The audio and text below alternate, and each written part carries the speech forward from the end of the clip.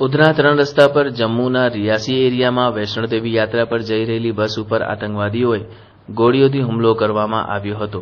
આ હુમલામાં નિર્દોષ 10 લોકોના મૃત્યુ થયા છે અને ઘણા લોકો ઘાયલ થયા છે, જેને લઈને વિશ્વ હિન્દુ પરિષદ અને બજરંગ દળના આગેવાનો અને કાર્યકર્તાઓ દ્વારા ઉધના 3 રસ્તા ખાતે આયોજિત આતંકવાદીના પુતળા દહન કાર્યક્રમમાં ઉપસ્થિત રહેલા સૌએ આતંકવાદ વિરોધ સૂત્રોચ્ચાર કરી આતંકવાદના પુતળાનું દહન કરી પોતાના રોષ પ્રદર્શિત કર્યો હતો। ત્યારબાદ વિશ્વ ગુરુ પરિષદ, વિશ્વ હિન્દુ પરિષદ અને બજરંગ દળના કાર્યકરોએ આતંકવાદ વિરોધી બેનર સાથે પાકિસ્તાન મુર્દાબાદના નારા સાથે વિરોધ કરવામાં આવ્યો હતો। નિલેશ અકબરી, મંત્રી, વિશ્વ હિન્દુ પરિષદ, સુરત વિભાગ।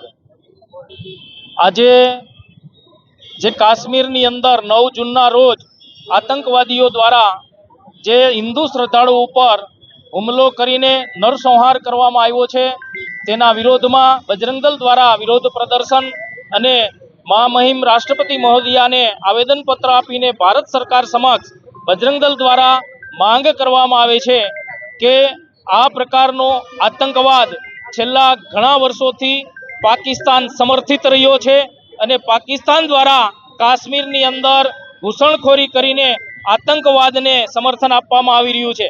આતંકવાદને કાશ્મીરની અંદર જે લોકો પનાહ આપી રહ્યા છે, આવા લોકો ઉપર ભારત સરકાર કડકમાં કડક કાર્યવાહી કરે અને પાકિસ્તાનને પણ એની ભાષામાં જવાબ આપવાનો સમય આવી ગયો છે।